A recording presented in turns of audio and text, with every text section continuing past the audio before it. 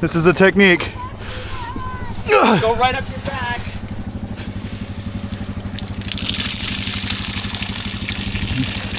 Just to clarify. Yeah! That just takes that.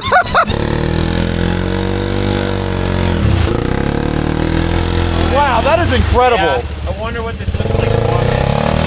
Yeah, he didn't even find the bottom of the rut. No.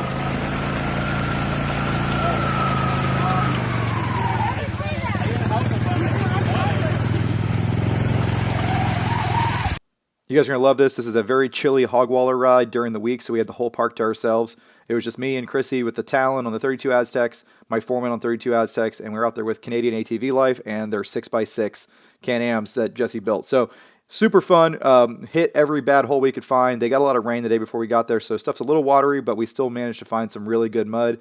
There's a lot more of this footage on the Canadian ATV Life channel. Jesse and Alex had a couple more cameras going, so they got probably better footage than I did. Most of this footage is first person, but we did hit every hole, and I was never able to get those 6x6s stuck despite my best efforts. They are unstoppable, very capable.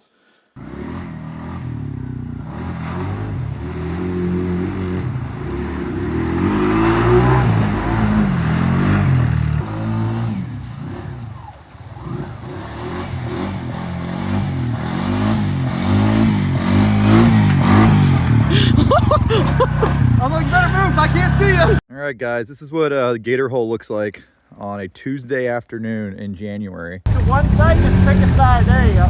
Just leave it on one side. There you go. She never drives that one.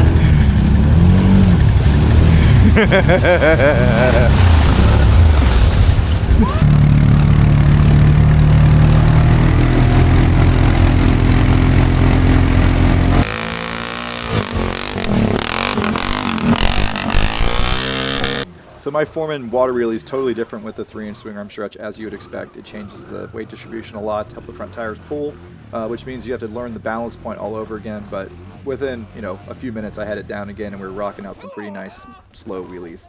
Right into the bank.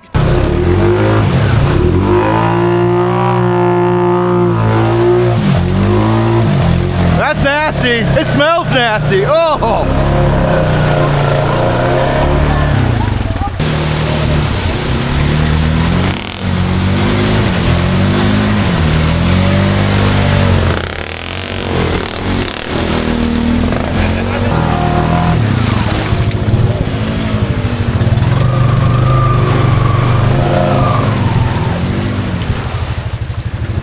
That's some good stuff.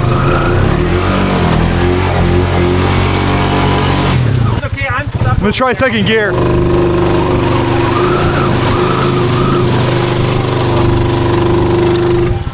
First gear.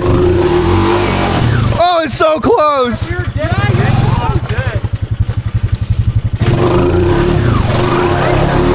Yeah! Go for me.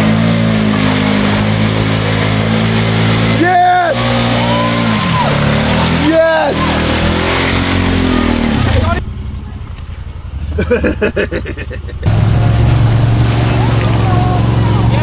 Nice! So very rare this Talon gets stuck. This might have been like the first time ever on Aztecs, but it's high center on a really big log. Actually, the 6x6 was able to make it up this. It kind of floated, and it's so wide it was able to pull on both sides of the ruts. And then the Talon gets stuck again right here. So this area is always really nasty, and when it's watery like this, there's just nothing to pull off of, just like floating parts.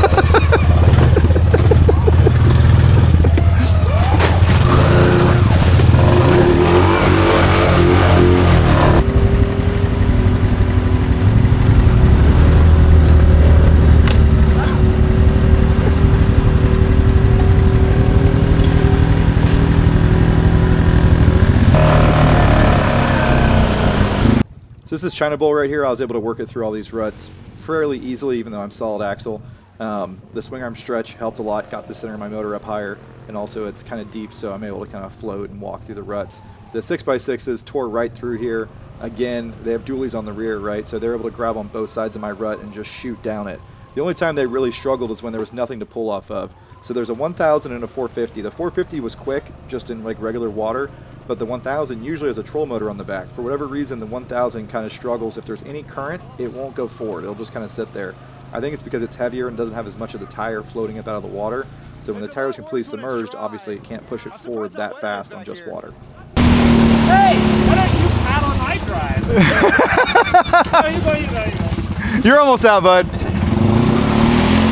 water coming back? It pushes it.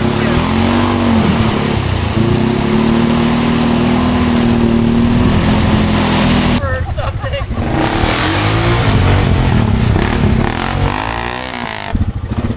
I'm definitely gonna get stuck. So this is a clay hole that I really like towards the north end of the property. This is where we got that giant Defender on 42 stuck. I was actually able to get the Foreman through it. When I first hit the hole, I felt the axle bottom out and it just kind of stuck.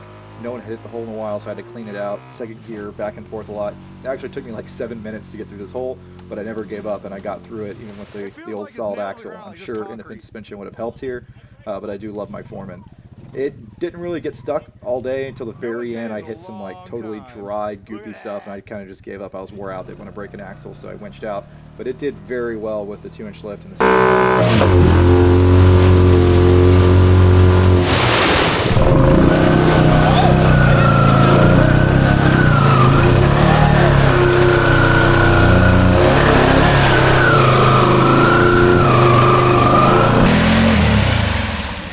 I'm actually hot now. It's actually warming up nicely. Yeah.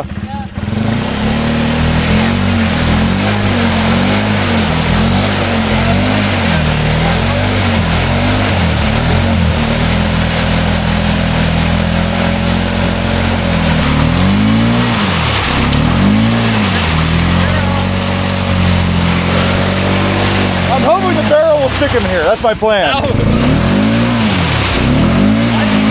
I think he's got it.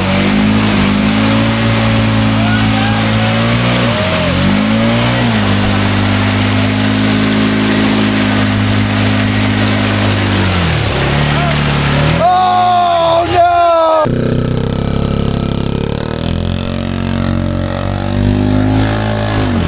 no! It was right there. It's pretty cool.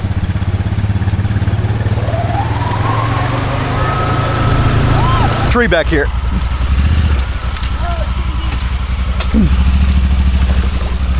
There you go. Straight up, straight up. Straight ahead. You got it. Very nice.